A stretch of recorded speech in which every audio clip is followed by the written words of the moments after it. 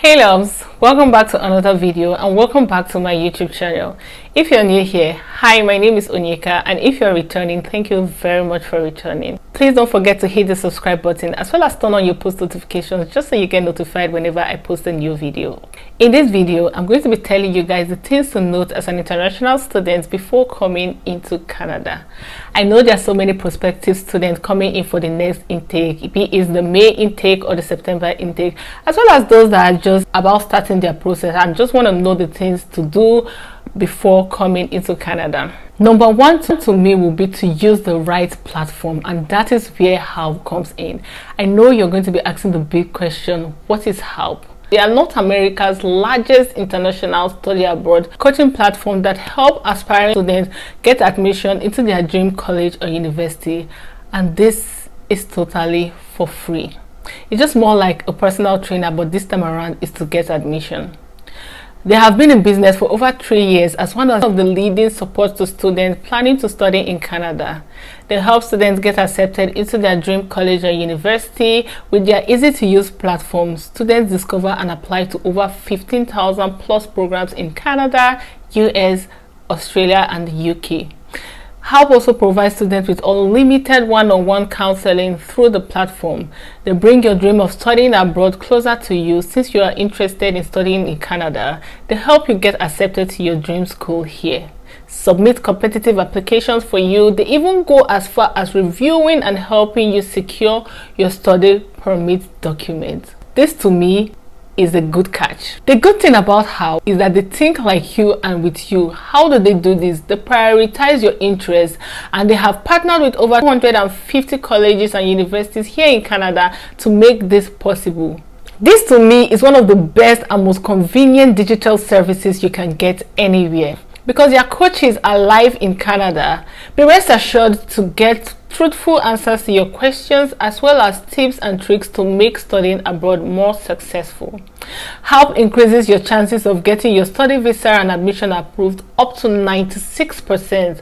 And once you get your visa approved, they also go as far as helping you get a flight, open a bank account, your phone plan, as well as accommodation. And guess what? Like I said before, it is completely for free. You can check out reviews from Google as well as their site for more information. I'm also going to leave their link down below in the description box just so you get in contact with them just in case you have any further questions to ask. The next thing to note will be for you to make use of your insurance. I can't overemphasize about this. Please make use of your insurance. If you look at your tuition deposit, well, inside this, if you look at the breakdown, you can see where the breakdown includes insurance.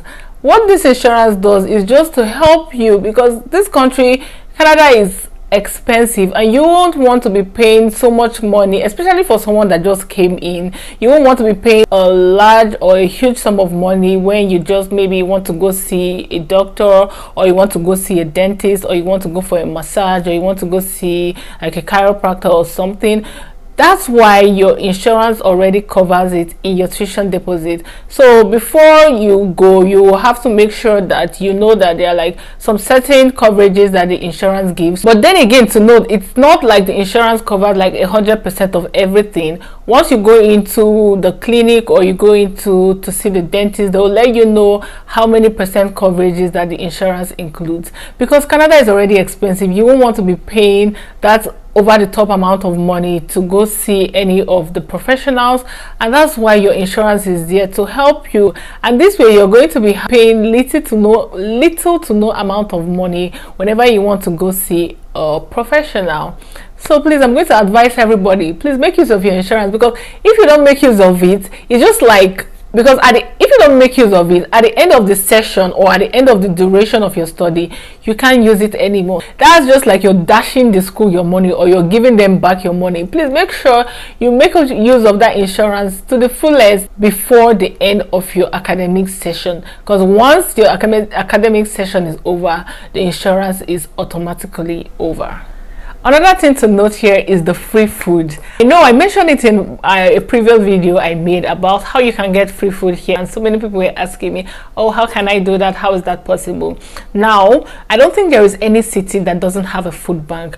In any city you are, you just try and locate the food bank in that city. What the food bank does is they help people give food items, household items, and they do this once a month. These items they give you should be enough to carry you throughout the month. They have particular days for students, particular days for family. When you go there, you'll be asked to fill like a form where they are going to be asking you if you're single or if you're living with your family or if your kids are here, just so they know the amount of food items to give you when they are giving you your own share of the item. People have been kind of two-sided about it. Some people will be like, oh, they can't do that, it's like for the less privileged, they'll rather leave it for the less privileged. Why, I've seen people that are totally fine with it. Don't worry, once you go there, you're going to see like other students like you that are also there for the free items and free food items. In addition to the free food and the food bank, your school or your institution as well can also help you. The truth is that there are so many organizations that actually help with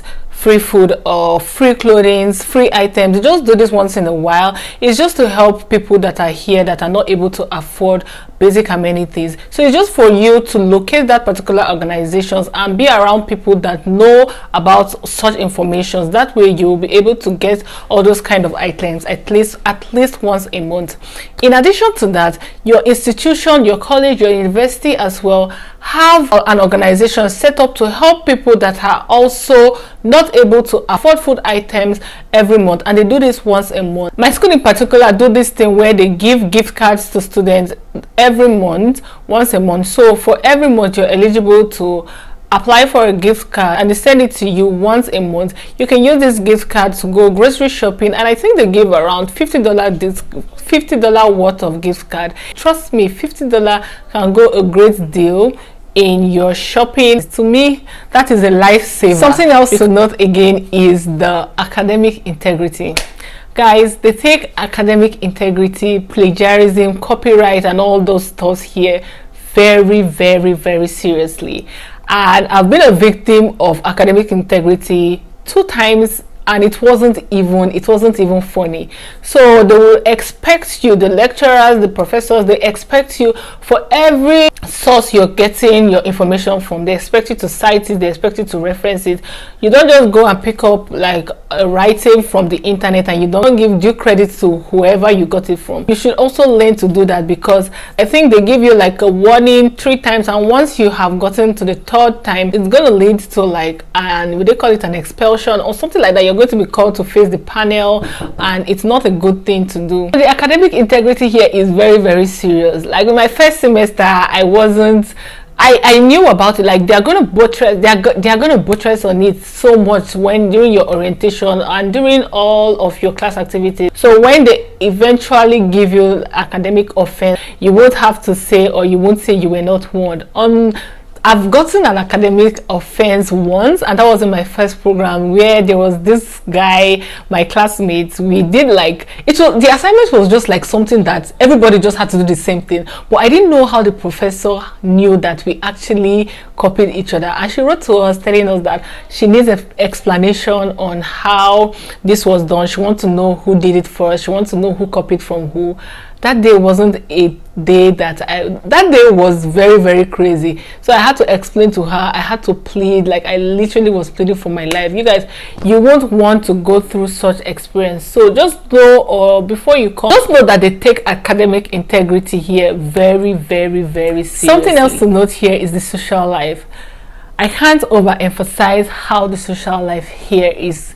It can get really boring, it can get really depressing, and it can also be lots of fun. It just depends on your environment and the kind of people you surround yourself with. For me, honestly, I haven't had the best social life. I just try to make a balance. I just try to surround myself with positive people, also go out once in a while. And though the weather sometimes can be very depressing, especially once it's winter, you hardly see people that go out. People don't really socialize just because the winter is just like a depressing weather. But regardless, whichever way you can, however you can, try and surround yourself with like a community. It could be a church, it could be your classmates, it could be your roommates, it could be your housemates. Just make sure that you are not alone most of the time, because no man is an island. Apart from the fact that no man is an island, I just feel like once you're alone, especially most of the time, once you're alone, you just have this, there's a way depression just kind of creeps in. The stress alone that comes with staying in a foreign country, you're trying to meet up your deadlines, you have assignments, you have quizzes,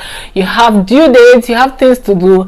Anxiety can crawl in very easily. So you just have to try, go to church, go to a community, whichever place you find yourself, just try to fit yourself into an organization, just so you don't become an island, and you have people to talk to once in a while. Also, you can have a community of friends where you guys can plan a hangout every once in a while, just to ease yourself from the stress and to have a proper work-life balance. That is very important to protect your sanity and to protect yourself as well. Another thing again is to find the balance. I know this comes in with like the social life, but it is very easy for you not to have a life here. Like, you literally, there are some people you sit there and you're like, they tell you, I don't have a life. It's either I go from work, from straight to work, I go home. There are people I see that work 12 hours. There are people that work 16 hours. And at the end of the day, they don't have a life. So once you find a balance, this helps you have time for your social life and have time for work. That's where you're going to be a sane person. You won't want to come in here and the only thing you know is just yourself and your books, or even if you're a student, your books are your priority. Yes, I understand that. But then once you make it like your priority and then you forget that you also have a life outside your books, then there's going to be a problem. The best advice would be for you to have a balance between school and work. There are some times you purposely say to yourself, you see, today I'm not opening my book, I'm not reading. I want to watch a movie, I want to go to the movies, I want to hang out with friends, I want to watch Netflix, I want to eat. Just do something that is outside the norm, just for you to be very sane. Trust me, it is very easy to lose it. It's very easy not to have it. It's very easy for you to just go gaga in this country. It can be a very lonely country, but at the same time it can be so much fun if you surround yourself with the right people. And by surrounding yourself with the right people is also a very important thing to note. Before you come in, definitely everybody know how they came into Canada. Those that came in here, there are people that came in here and their parents are 100% responsible for their tuition, and there are some people that come in here and they're the ones that have to hustle to pay their tuition before the next session. And then imagine you coming in here and you're trying to mix up, or you're trying to meet up to the standard of those people that already have everything sorted out. They buy the designer's clothes, or the buy, I'm not saying you can't get like those fancy, wonderful, fantastic stuff for yourself. Everybody deserves to splurge in one way or the other, but the most important thing is for you to have priorities. All those things will definitely come in due time. The main thing is for you to focus on why you are here at this point, which is to study, pay your basic bills. Once in a while you take yourself out, but what I'm trying to say is, don't try to meet up to the expectation of other people, especially those that have been here way before you came, and you're trying to compare yourself with them, how they are living their life, they're driving cars, they're wearing designer clothes, they're wearing the best shoes and whatnot. The truth is that everybody will get to that point. Canada is a very good country where nobody, it's just like a country where the son of nobody can be somebody without knowing anybody. So there is no rush. Once you come in here, just know why you're here at this moment.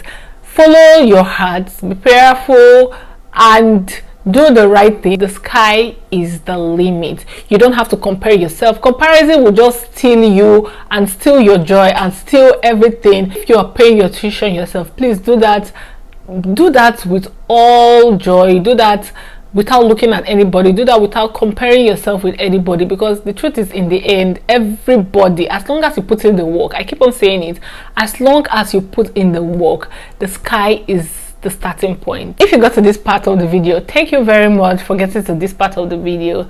I hope you enjoyed this video. Please, if you have any further questions, send me a message on Instagram. Don't forget to hit the subscribe button. If you have any other video suggestions for me to make, please leave it down in the comment below, and I'll be more than willing to make videos like that.